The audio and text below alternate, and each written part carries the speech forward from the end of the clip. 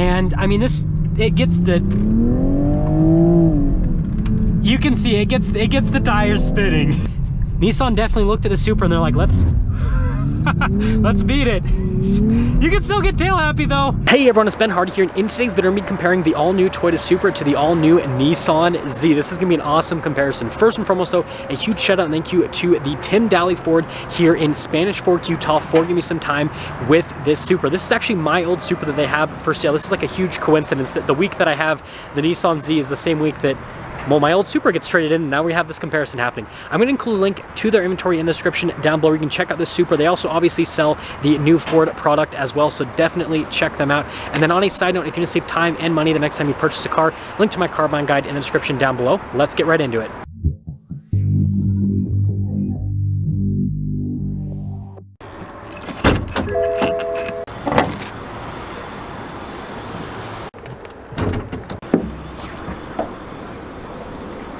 So let's start things under the hoods of both of the cars. Starting with the Z, we have a twin-turbo 3-liter V6 that goes through either a 9-speed automatic transmission or a 6-speed manual transmission.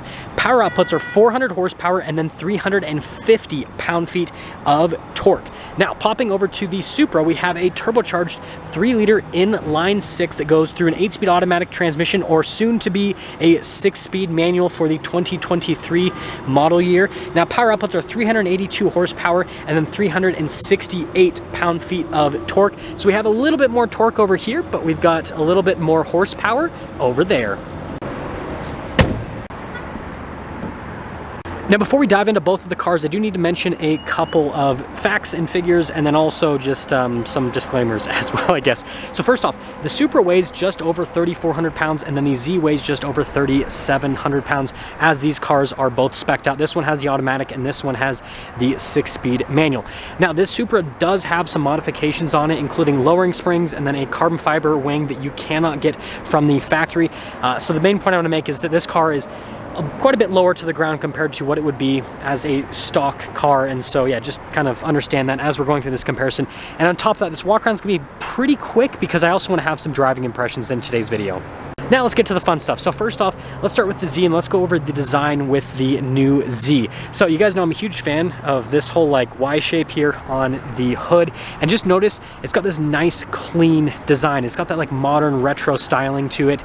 I love the look of the headlights, and then just notice, right, you've got some sharp edges to kind of give it an aggressive appearance, but again, it just has this clean, sleek look, and it's got a pretty big hood, but the Supra hood is quite a bit larger in terms of just like the appearance, and it's kind of how they shaped it.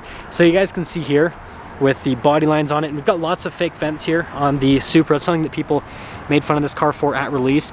Crazy headlights. I've been a huge fan of these Supra headlights since they released this car, and you guys can see here kind of how those parking sensors are integrated versus the Z's. Notice with the front splitter how aggressive that is. But, you know, basically the Supra's a lot busier, and so some people, you know, kind of like this aesthetic more, and some people like that aesthetic more. I think the best way to sum it up, like I said, is this is a lot cleaner. This has a lot more going on. It's a lot busier, and now let's pop to the sides. Now let's go over the wheels with both of the cars. So we've got two 55mm tires wrapped around 19-inch wheels with the Z, and also with the Supra here on a front end perspective. And then popping to the back, two 75mm tires, 19-inch wheels, two 85mm tires, 19-inch wheels. And like I said, with the Supra, this is not the stock fitment that you're gonna see with the car from the factory. It's gonna be a little bit higher, actually pretty similar to what you see here with the Z from a stance perspective. But notice we've got red brake calipers and pretty big rotors, and guess what? On the Z, we also have red brake calipers and pretty large rotors. Notice here with the mirrors how those are blacked out, gloss black, looks really nice, whereas the Supra, you just have like this plastic cladding here on the mirrors. And then notice with the Nissan, we've got the two-tone design with the roof. This Supra again has some vinyl wrap here on the roof. Normally the roof is just black, so it's just body painted on whatever car that you get. So everything's kind of like monotone here, whereas again we've got the two-tone design with the Z.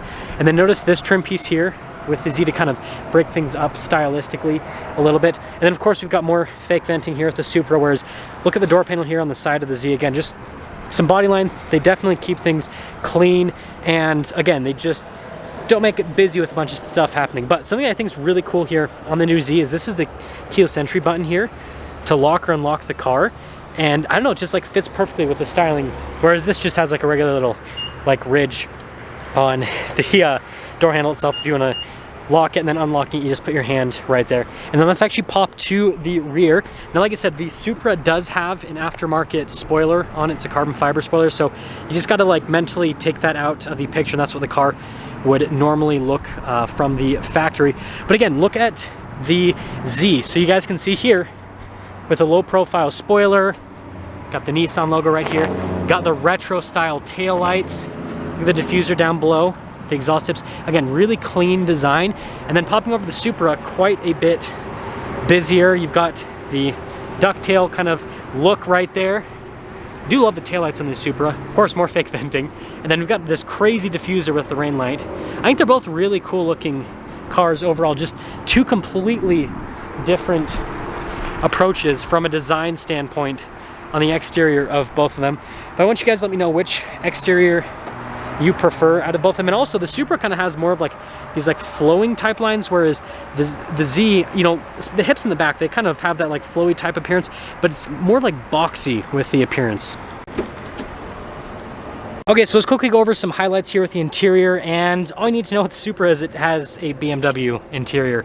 So obviously this was co-developed with BMW on the new Z4, and so you've got like BMW seats here. That was something that I added, the orange, when I had this car.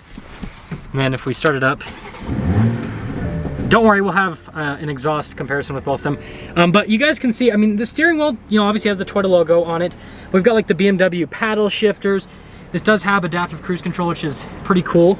And then here's the gauge cluster. The cool thing about the gauge cluster is when you pop into sport mode, opens up the valves, and it kind of changes the look just a little bit.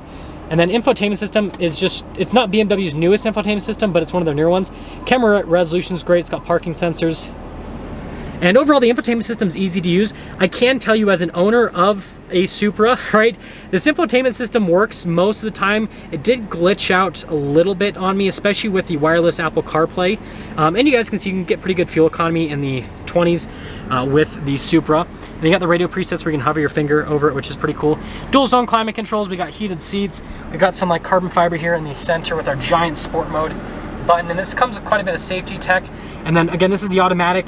They are going to have the manual out soon again for the 2023 model year. Now this is something that I hated about my Supra, which is this Supra, is that you don't have like a center console. You just have some cup holders here. You can see the storage space right there. Normal glove box though, which is nice. And then notice with the stitching and everything on the dash to kind of bring it up. Got that bubble design here at the top. We do have this shelf here in the back. And storage space in the trunk area is pretty solid with the Supra. It's actually a hatch. They're both hatches, funny enough. But yeah, I mean, it's a nice interior, but again, it's a BMW interior, so there's not really like a unique factor with this particular interior, because if you get into like a 3 Series, you're basically getting into a Supra, right? Now going over the interior with the Z, you guys can see the material use here on the door panel. Looks pretty cool. You are going to see quite a bit of switchgear from other Nissan models, obviously. These seats definitely look cooler, in my personal opinion. They've got really cool bolsters on them. And if we pop in, got a manual. Same thing with the steering wheel. Again, this has that like unique feel to it. You got the Z logo there in the center, right? Model specific. We do have adaptive cruise control with this. You have just as much safety tech in the Z as you have in the Supra. We have this cool digital gauge cluster here in the center, which I think Nissan did a really good job with that. We've got gauges here at the top as well, which are pretty cool. Infotainment system, as you guys can see, is Nissan's modern infotainment system. So if you're used to modern Nissans, then you've seen this before. Got solid camera resolution with it. This infotainment system is actually easier to see, and like it's super bright outside today because it's lower down in the dash versus being on the top of the dash. There's not like as much glare as we had over the Supra. So I mean, that's something that's important. But this is really easy to use. I obviously have not owned a modern Nissan, but I've had a bunch of demos from Nissan, and I can tell you I've never had any issues with their infotainment system glitching out on me. And then you guys can see down below with the climate controls, we've got just a single zone climate here in this car, so that might be a downside to some of you guys. I don't really care because it's a small car. You don't need dual zone in my opinion. USBs, and of course the shifter for the 6-speed manual.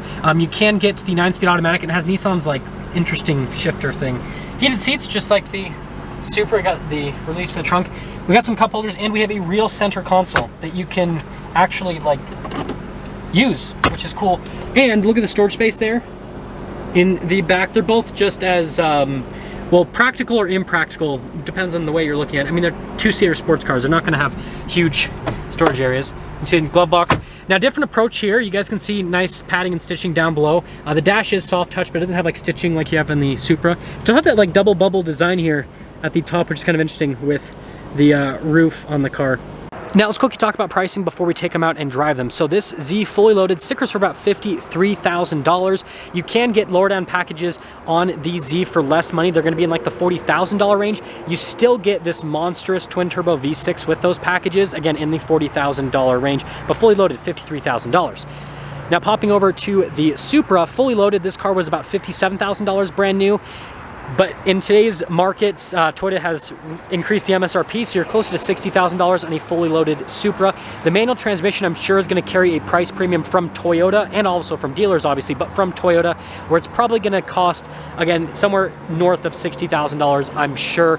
Maybe I'm wrong. Hopefully I'm wrong. You can get a less expensive version of the Supra, the turbocharged 4-cylinder, but that has less power than this car and this car, but it's about the same price as like a base model Z. So, yeah. Just kind of take that all into account.